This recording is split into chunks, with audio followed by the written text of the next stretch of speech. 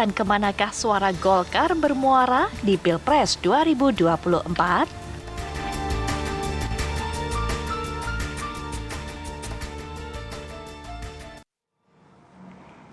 Ya, kalau melihat teman-temannya dari PAN dan juga P3 ini sudah merapat ke PDIP, akankah Golkar mengarah ke sana juga begitu ya? Karena dalam Rakernas menyatakan bahwa Golkar harus tetap aktif juga dalam Pilpres 2024, Capres dan atau Cawapres. Nah, kita akan membahas mengenai hal ini dengan dua narasumber. Sudah ada Kang Aceh Hasan Sayidli, Ketua DPP Partai Golkar. Assalamualaikum, selamat pagi Kang Aceh. Pagi, Kang Aceh. Pagi, waalaikumsalam. Waalaikumsalam. Kayaknya udah ikut rakernas.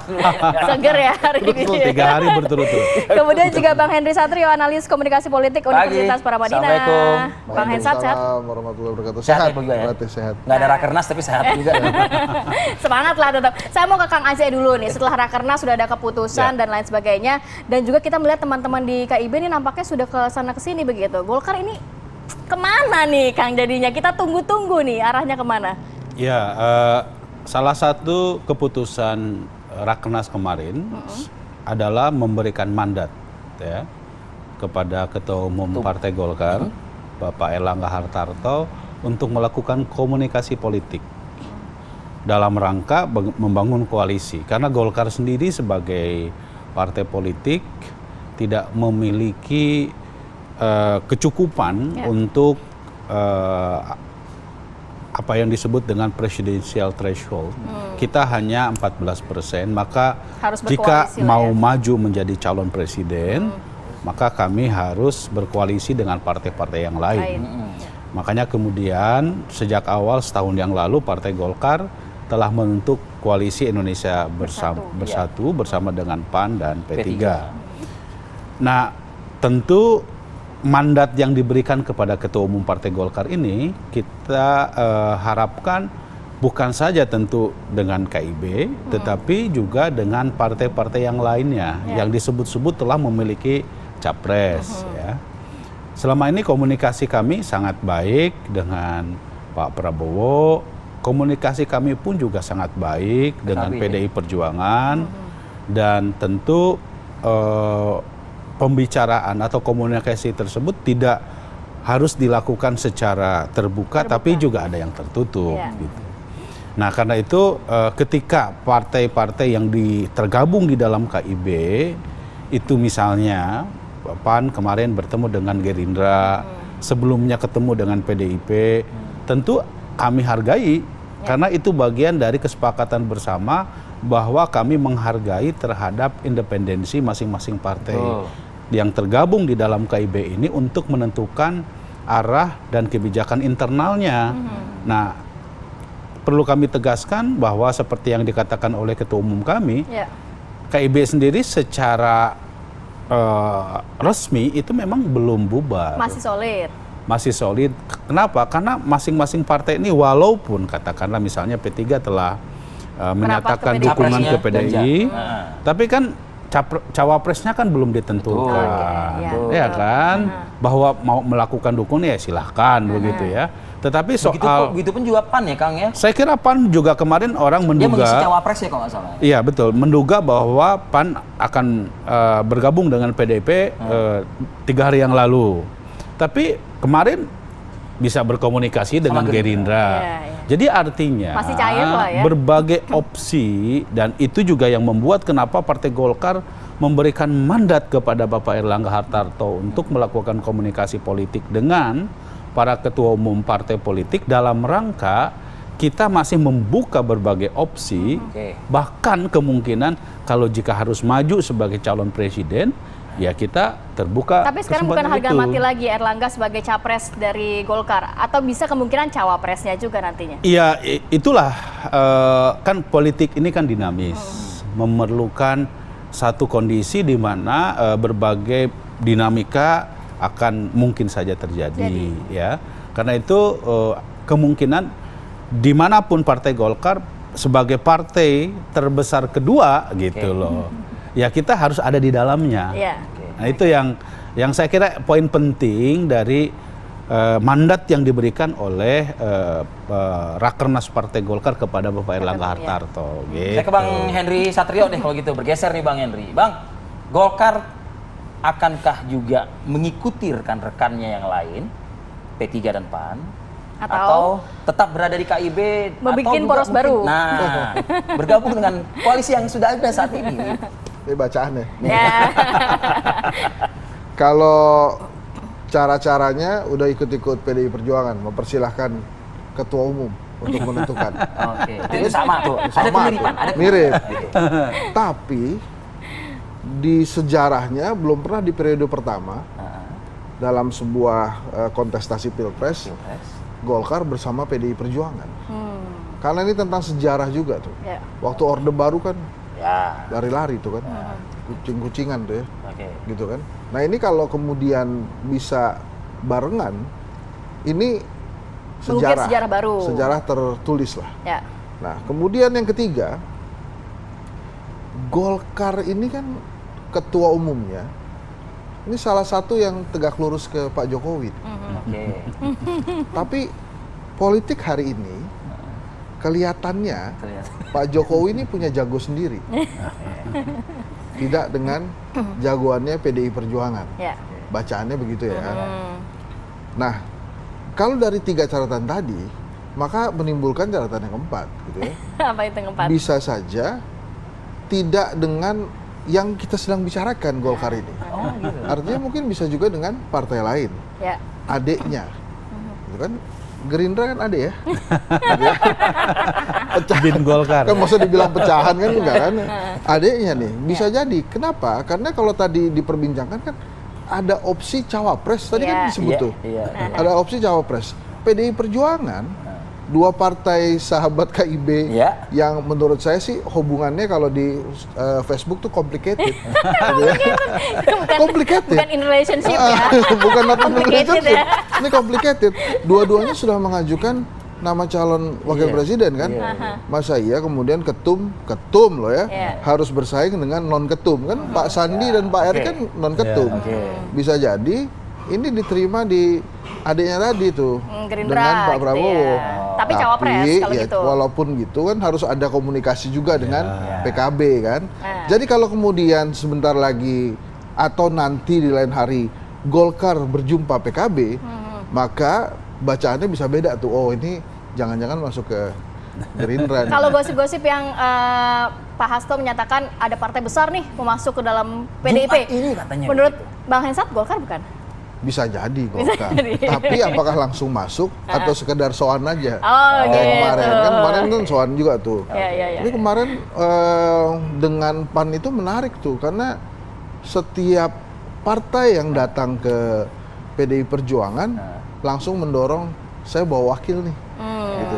Ibu mau nggak? Menawarkan langsung ya. Menawarkan gitu kan. Tapi kalau Golkar sih mestinya ya, Iya. itu dipertimbangkan dengan sangat tuh. Iya, nomor 2. Nomor 2, makanya kan mestinya Kemungkinan yang pertimbangan. disampaikan Bang Hensat ini mungkin bisa ditanggapi nanti oleh Kang Aceh seperti apa ya Kang?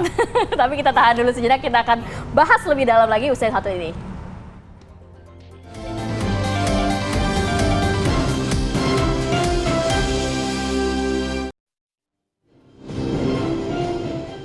Oke, kembali lagi dalam Apa Kabar Indonesia Pagi. Saya mau langsung ke Kang Aceh menanggapi kemungkinan-kemungkinan yang disampaikan Bang Henry Satrio. Seperti apa? Gerindra nih kayaknya. Gini, prinsipnya buat Partai Golkar, hasil Rakernas kemarin itu yang terpenting pertama mengamankan dulu keputusan Musyawarah Nasional dan Rapimnas yang menyatakan bahwa Pak Erlangga adalah calon presiden. Ya. Ya. Namun kan kita tahu bahwa politik ini dinamis. Pada dirinya Partai Golkar masih belum cukup untuk presidensial threshold. Ya. Maka kita memerlukan pendekatan kepada partai-partai yang lain. Namun karena politik sifatnya tentu tidak bisa the winner take all, maka kita harus pastikan kemungkinan bahwa kita pun jika harus misalnya mengambil bersama dengan koalisi yang lebih lain. besar, maka ya kita bisa kemungkinan masuk di dalam koalisi tersebut. Dan juga mendapatkan posisi mungkin sebagai cawapresnya begitu Kang? Kemungkinan itu masih terbuka.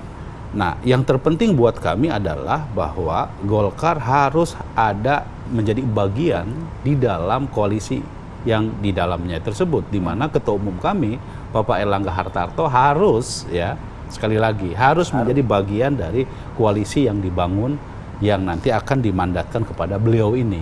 Nah, kami merasa sangat penting sekali Partai Golkar ini dalam percaturan politik 2024. Kenapa? Karena kita tahu bahwa Partai Golkar ini partai terbesar kedua.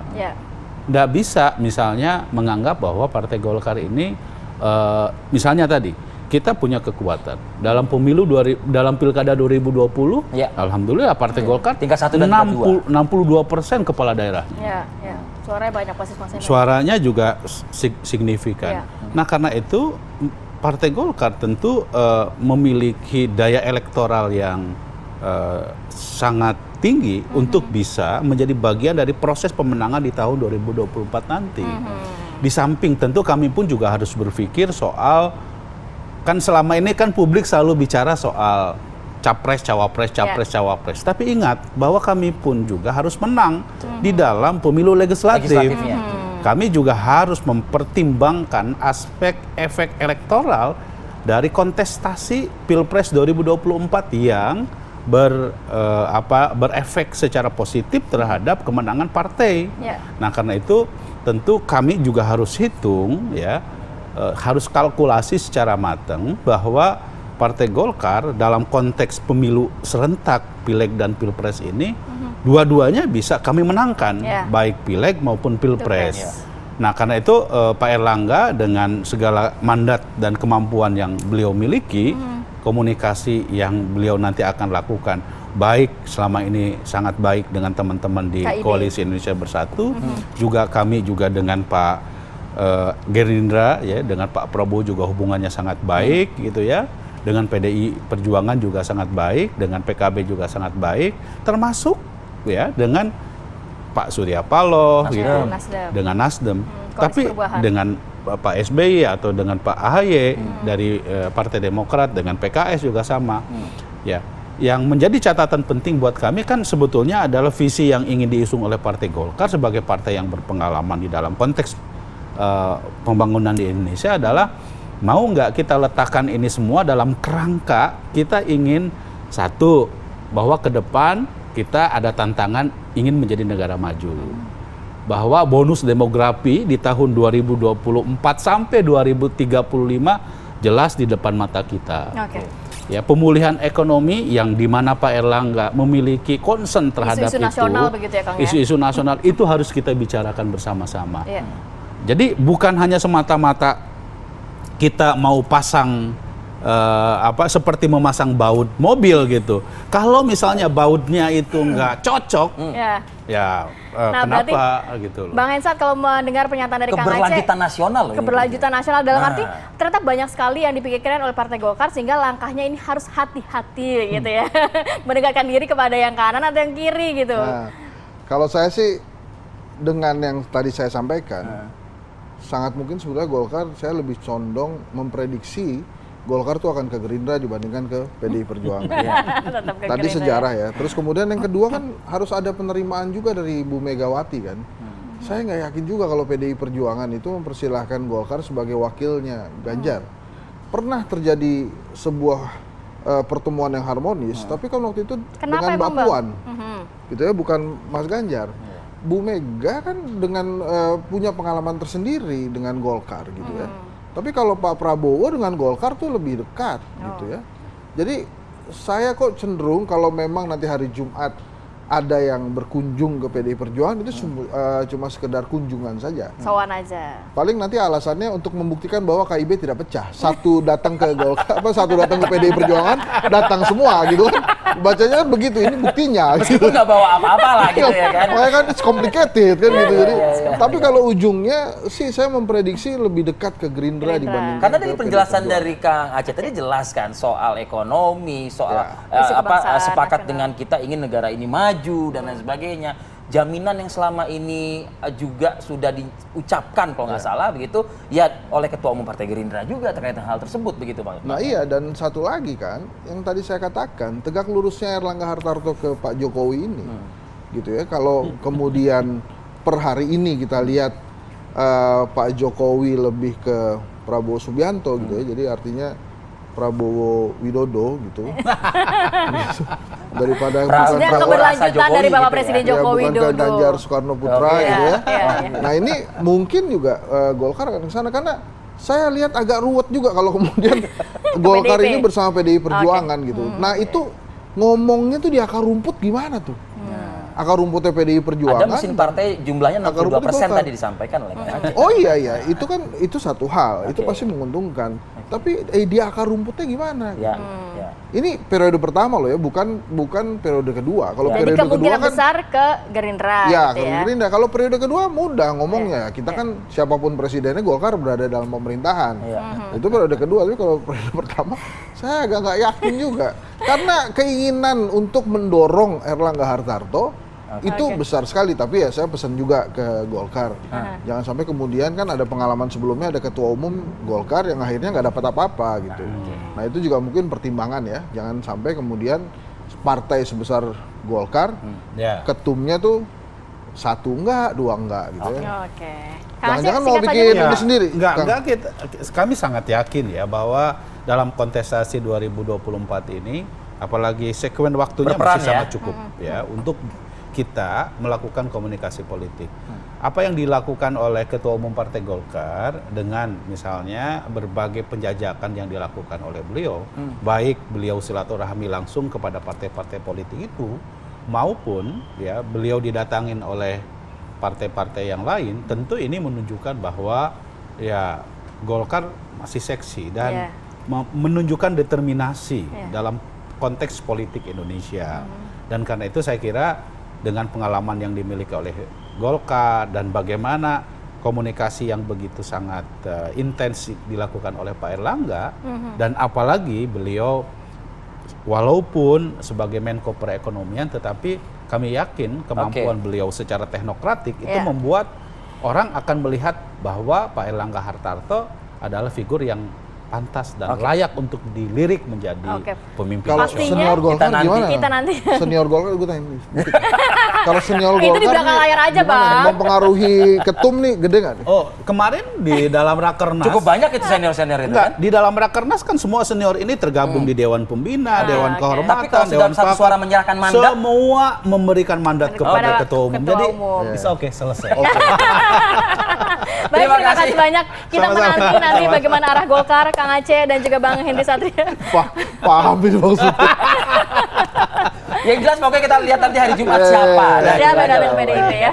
Oke, Oke. kita harus jeda dulu sejenak, nanti kita hadirkan informasi karena cemburu seorang pacar ini tega menabrak pacarnya sendiri. Sesaat lagi tetap bersama kami.